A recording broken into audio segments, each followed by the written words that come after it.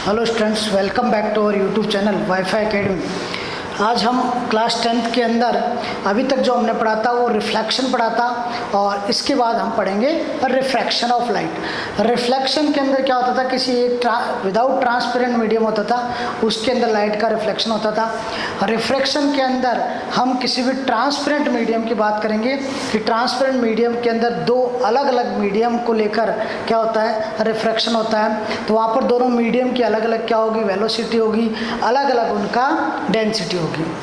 तो अब देखिए, रिफ्लेक्शन ऑफ लाइट की डेफिनेशन की बात करें तो when light passes from one transparent medium to other transparent medium, it means जैसे मान ले एक अपन को ग्लास स्लेब ले लेते हैं, ये ग्लास स्लेब है, तो एक ट्रांसपेरेंट मीडियम तो क्या हुआ यहाँ पर, एयर, क्योंकि लाइट जो आएगी वो कहाँ से आएगी, सन से। यहाँ पर सन से जो रेज आएगी वो कौन सी होगी, ये यहाँ पर कौन सा मीडियम हो गया, एयर। ठीक है। When light passes from one transparent medium to other transparent medium, यहाँ पर अदर ट्रांसपेरेंट मीडियम कौन सा होगा, ग्लास होगा, जिसके अंदर लाइट क्या करेगी, एंटर करेगी। तो यहाँ पर देखिए, ये इसके लिए ये तो क्या हो जाएगी, जो लाइट आएगी उसके लिए ये नॉर्मल हो जाएगी। और जब एक ट्रांसपेरेंट मीडियम से दूसरे ट्रांसपेरेंट मीडियम में लाइट आती है तो उस जो लाइट का जो एंगल है उसमें क्या आ जाता है, सेपरेशन आ जाता है, सेपरेशन ऑफ बोथ मीडियम। तो यहाँ पर लाइट की जो वो है डायरेक्शन है वो क्या हो जाएगी, चेंज हो जाएगी। लाइट की डायरेक्शन क्या हो जाएगी, चेंज हो जाएगी। उसी फिनोमिनन को हम बोलते हैं रिफ्रैक्शन ऑफ लाइट। मतलब एक मीडियम से अदर दूसरे मीडियम के अंदर जब लाइट की रेज आती है तो उनका एंगल या उसका लाइट का जो रेज आ रही है उसकी डायरेक्शन में क्या हो जाता है, चेंजेज आ जाता है। इस फिनोमिनन को बोला जाता है रिफ्रैक्शन ऑफ लाइट। तो अब यहाँ से समझ लो कि ग्लास है, यहाँ पर एयर क्या है, एक मीडियम है, दूसरा क्या है, ग्लास है, वो क्या है, दूसरा मीडियम है। तो दो मीडियम की, एक ट्रांसपेरेंट मीडियम की बात करें, दोनों ट्रांसपेरेंट मीडियम है। एक ट्रांसपेरेंट मीडियम से दूसरे ट्रांसपेरेंट मीडियम में जब लाइट आती है तो वो जो रेज है उनका एंगल क्या होता है, चेंज हो जाता है, डायरेक्शन में कुछ चेंजेस हो जाते हैं। इसी फिनोमिनन को बोला जाता है रिफ्रैक्शन ऑफ लाइट। चलो अब चलते हैं लॉज ऑफ रिफ्रैक्शन। अभी आगे अपन ग्लास स्लेब लेके पूरा समझाएंगे, पर पहले बात करते हैं लॉज ऑफ रिफ्रैक्शन।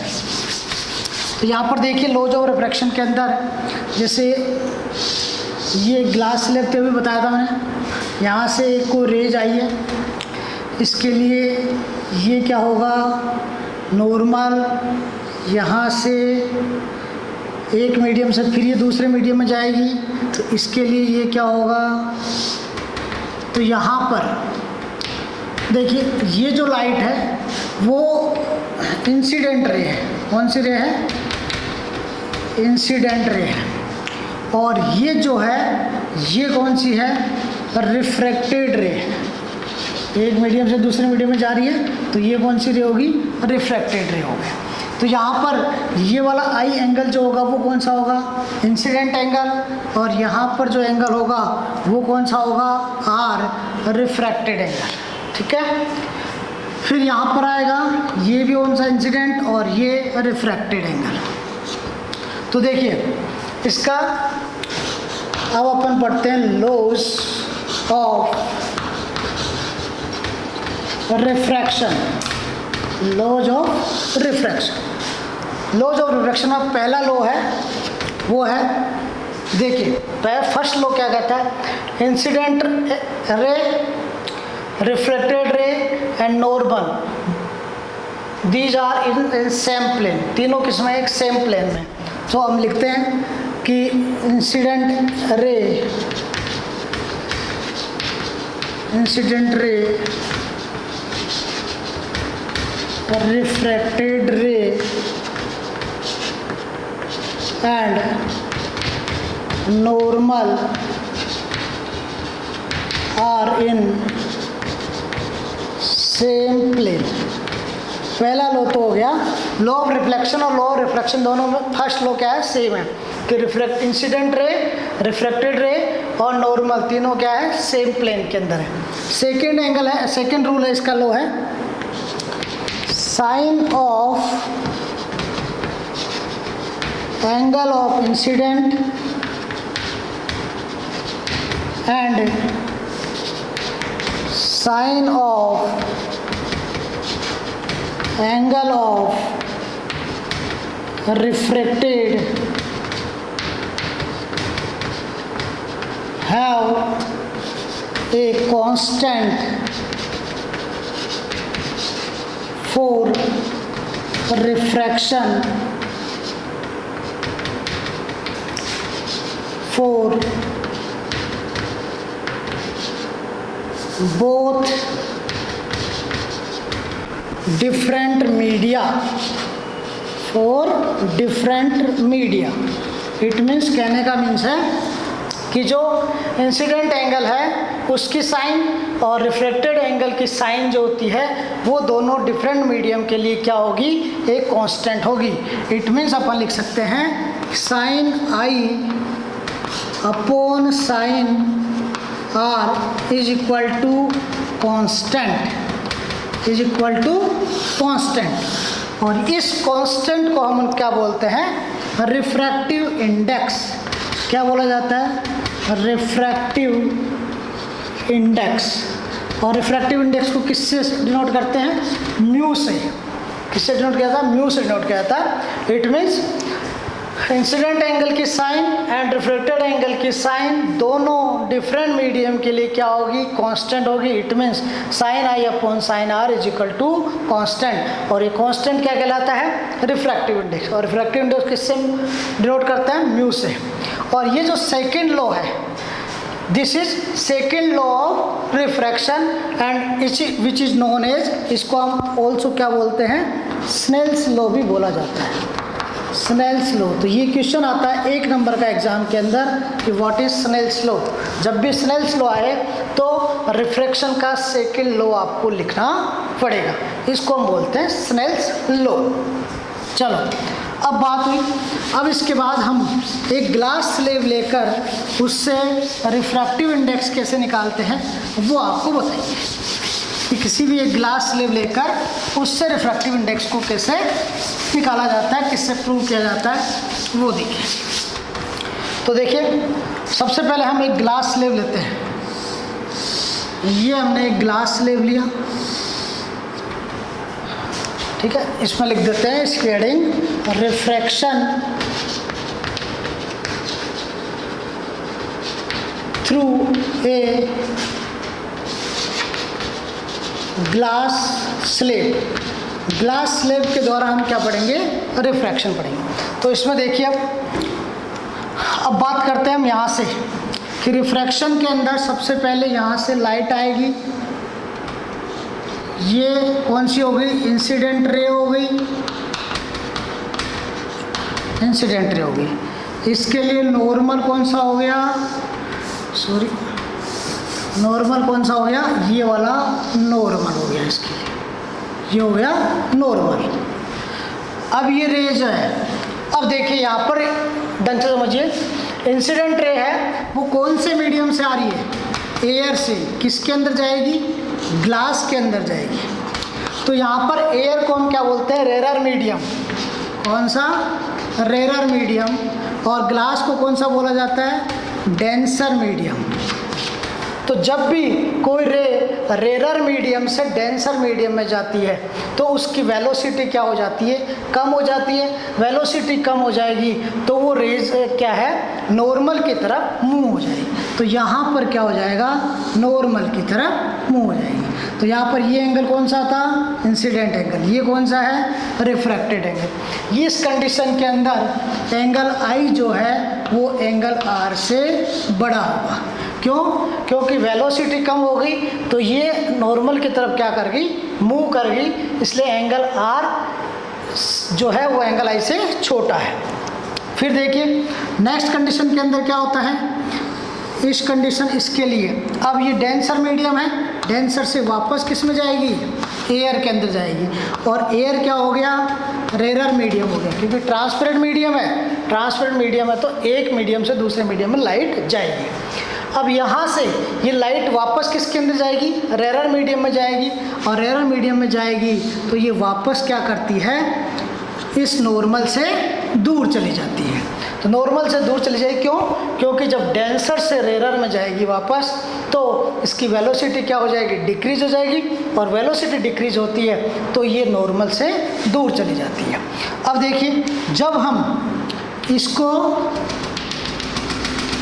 और इसको जब मिलाते हैं तो दोनों ये आपस में क्या होती है? हमारे को पैरेलल दिखाई देती है। जिस एंगल से ये इसके अंदर मूव करी थी उसी एंगल से ये वापस बाहर निकल जाती है।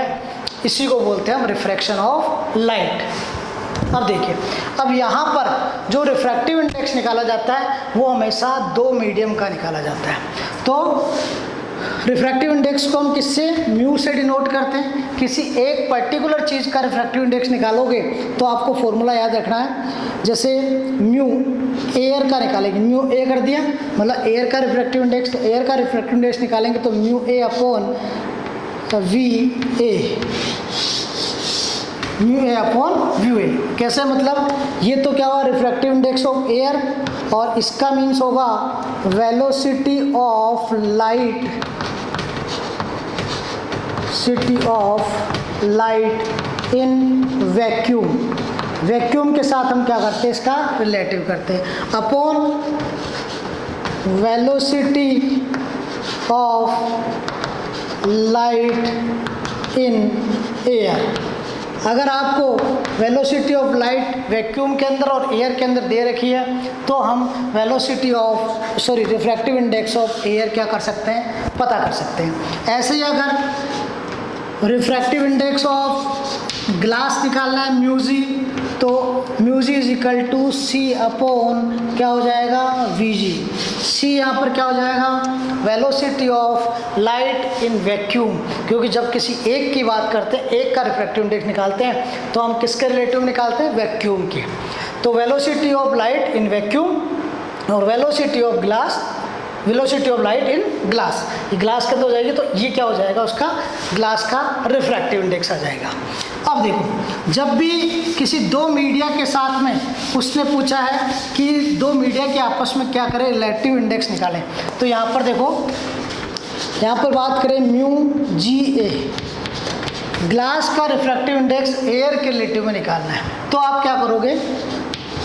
Velocity of light in air, glass का एयर के रिलेटिव में निकाल रहे हैं तो एयर का ऊपर आएगा, upon velocity of light in glass. इसका फॉर्मूला बन जाएगा mu g a is equal to v a upon v g. ये क्या कर सकते हैं? ग्लास का एयर के रिलेटिव में क्या निकालना? हमारे को रिफ्रैक्टिव इंडेक्स निकालना है। तो एयर के अंदर स्पीड ऑफ लाइट दे रखी है, ग्लास के अंदर स्पीड ऑफ लाइट दे रखी है, तो हम ग्लास का एयर के रिलेटिव में क्या निकाल सकते हैं? रिफ्रैक्टिव इंडेक्स निकाला जा सकता है। और रिफ्रैक्टिव इंडेक्स निकालकर हम किसी भी दो मीडियम के आपस में उनके रिलेटिव मोशन की बात कर सकते हैं। चलो, अब बात करें कि कोई एक क्वेश्चन लेकर देखते हैं, रिफ्रैक्टिव इंडेक्स का कोई क्वेश्चन ले लेते हैं जिससे आपको बेटर समझ में आ जाएगा। क्वेश्चन है,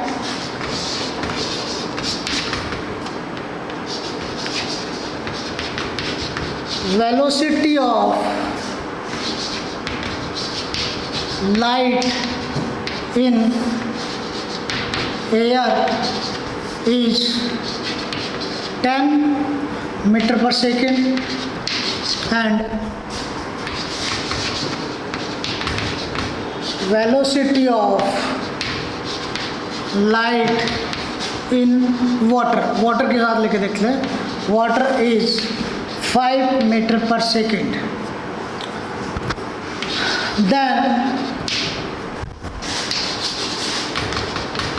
find the refractive index of air relative to water। Air का रिफ्रैक्टिव इंडेक्स किसके रिलेटिव में? वाटर के। तो अब यहाँ पर हमारा फॉर्मूला जो बनेगा वो कैसा बनेगा? म्यू ए डब्ल्यू, एयर का किसके रिलेटिव में पूछा है, वाटर के रिलेटिव में, तो इसका फॉर्मूला बनेगा वी डब्ल्यू अपॉन वी ए। ये क्या बन जाएगा हमारा फॉर्मूला, एयर का वाटर के रिलेटिव में, तो वाटर हमेशा ऊपर आएगा, एयर का नीचे आएगा। जिसके रिलेटिव में पूछा है वो नीचे आता है, एयर के रिलेटिव में वाटर का पूछा है तो वाटर का ऊपर आएगा, और जो रिलेटिव में पूछा वो हमेशा ध्यान रखना ऊपर और वो बाकी का नीचे है। अब यहाँ पर देखिए वी डब्ल्यू कितना है, यहाँ पर velocity of light in water 5 upon v a कितना हो गया, velocity of light in air 10, कितना आ जाएगा 0.5 क्या आ जाएगा इसका, म्यू ए डब्ल्यू इज इक्वल टू 0.5। और रिफ्रैक्टिव इंडेक्स है उसकी कोई यूनिट नहीं होती, क्यों, क्योंकि मीटर पर सेकंड दोनों आपस में क्या हो जाएंगे, कैंसिल आउट हो जाएंगे, तो रिफ्रैक्टिव इंडेक्स यूनिट लेस होता है, कोई यूनिट नहीं होती। ये था रिफ्रैक्टिव इंडेक्स। इसके बाद नेक्स्ट के अंदर हम अभी आपने आपको बताया रिफ्रैक्शन ऑफ लाइट, उसके लॉज, रिफ्रैक्टिव इंडेक्स कैसे निकालते हैं, और किसी के रिलेटिव में अगर आपको रिफ्रैक्टिव इंडेक्स निकालना तो वो किस तरह से आप पता करते हैं। इसके बाद हम कुछ एग्जांपल्स और लेंगे, उन एग्जांपल्स के बेस पर बात करेंगे कि किस तरह से रिफ्रैक्टिव इंडेक्स या अलग अलग जगह पर रिफ्रैक्टिव इंडेक्स क्या होता है, उसके बारे में बात करेंगे। थैंक यू, देखते रहिए, लाइक एंड सब्सक्राइब करते रहिए।